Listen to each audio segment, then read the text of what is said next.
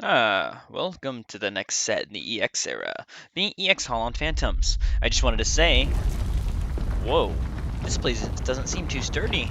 Is there anywhere else I can go? Deoxys! I call upon your power. Teleport me to safety. Oh, wow, that was easier than expected. Seems we're in some kind of swamp now. Yeah, I'm okay with that. Anyways, guys, welcome to EX HOLON Phantoms. This set was released in May 3rd in 2006 and features 111 cards in this set, with one secret rare card.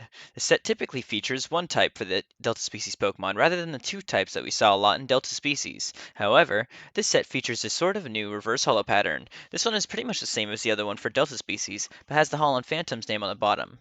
Either way, it calls for a wardrobe change. But let's just move on to the actual illustrations. Firstly, we have the holographic energies, and we'll just talk about the water energy holo just like we did for Unseen Forces. This features a nice blue background with lightning striking all around it. Now, we'll talk about the Milky Isobe reprints, which are the Metal Energy and the Darkness Energy. Our next artist is Takumi Akabane, who reprinted the Multi Energy. The Dark Metal Energy, which shoots electricity down, and a red and gray vortexes all around it. And finally, the Delta Rainbow Energy has the rainbow effects flying off of it with a few Delta logos surrounding it. Ken Sugimori reprinted the Professor Cosmo, and then also reprinted the Professor Stone's project, or Mr. Stone's project, sorry.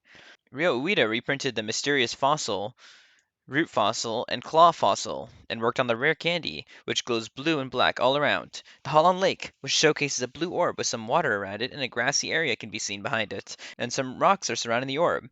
Mitsuhiro worked on the Holon Fossil, which cracks open in around some sort of forest, and Kouki Saitou worked on the Holon Adventurer, which holds onto a rock and looks forwards as the ruins are near him, which is pretty intriguing. And that wraps up the trainers. Huh. It appears I'm not alone in this swamp.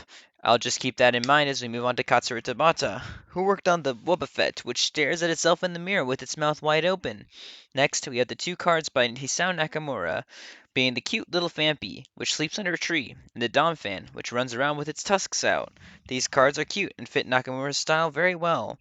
Next, we have Atsuko Nishida, who worked on the Surskit, which is a fantastic representation of the Pokemon, the Pikachu Delta, which is a Steel type, the Oddish Delta, which is a Water type, the Numel, which jumps forwards looking at the camera, the Mankey Delta, which puts its hands down and is a Fire type, as it casts an aura, the Horsey Delta, which shoots water out of its mouth, being the Fire type, the Executor Delta, which shows some cute Pokemon waddling along as they smile. This one is the Fighting type, and then we have the Pidgeotto Delta, which looks at the camera menacingly. This one is the Electric type.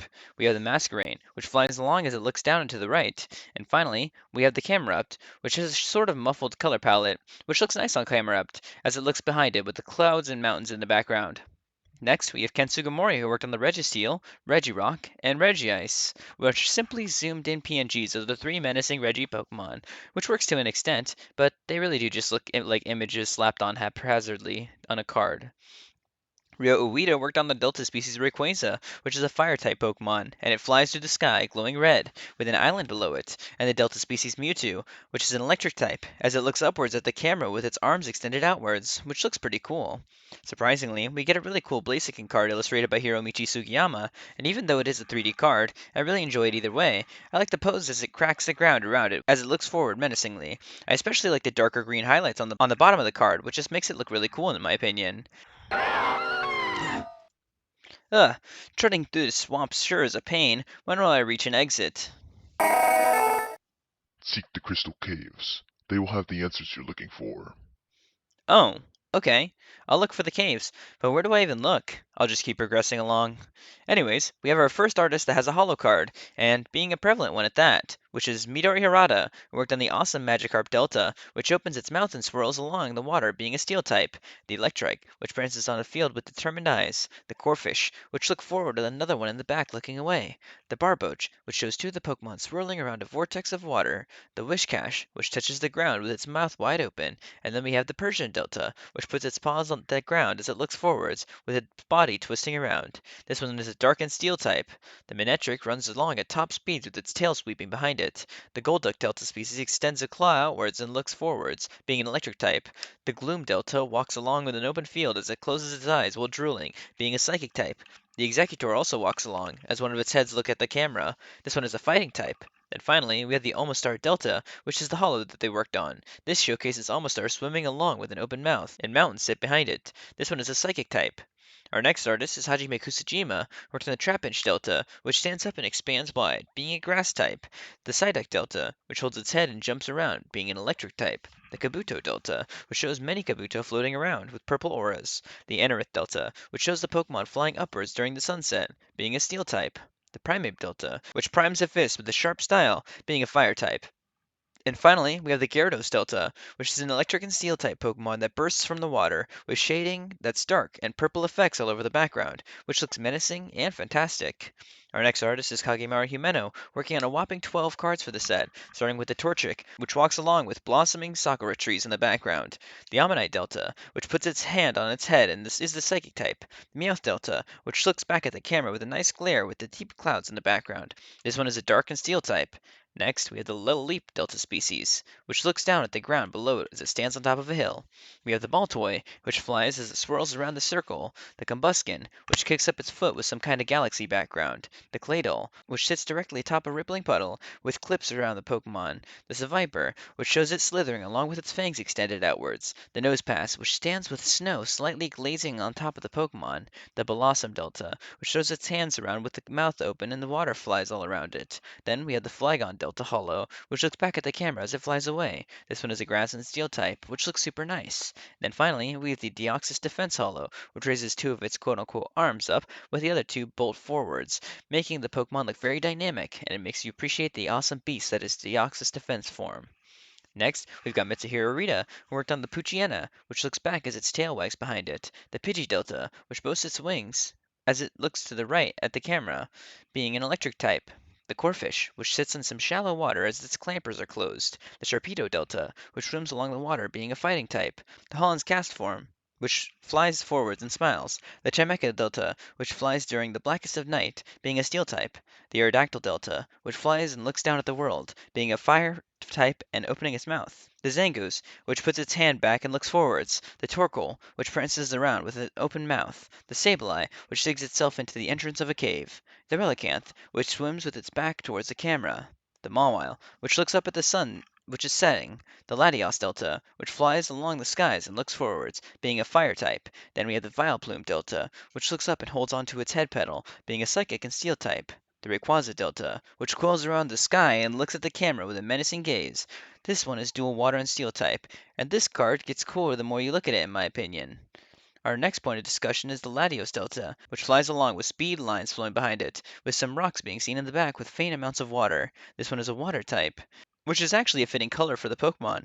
And finally, we have the Deoxys Delta, which features the attack form. This card is absolutely gorgeous. I love the crystalline structures in the back mixed with the dark Delta typing.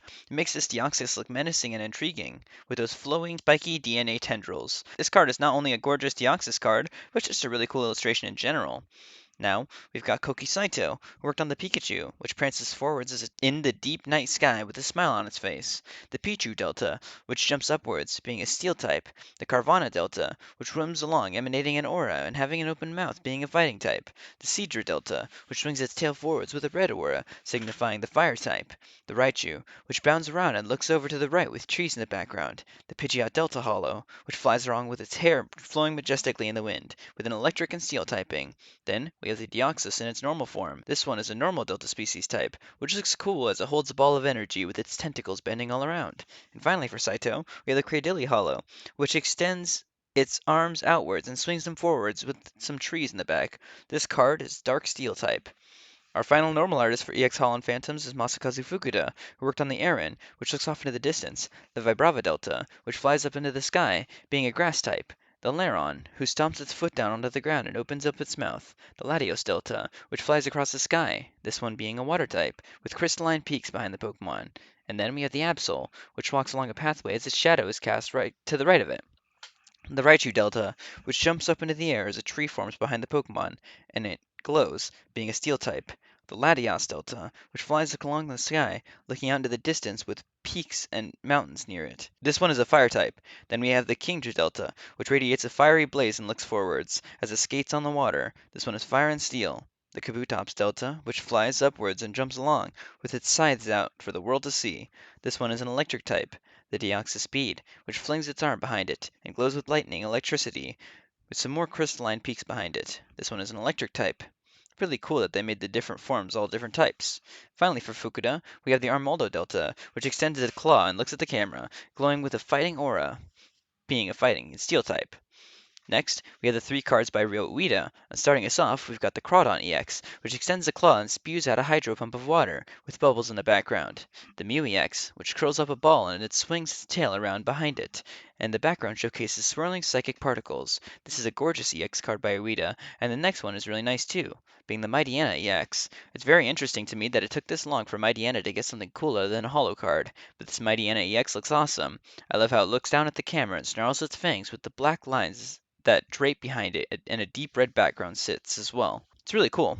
Next, we've got the secret rare of the set, being the Mew, illustrated by Ken Sugimori, which is a Ken Sugimori card.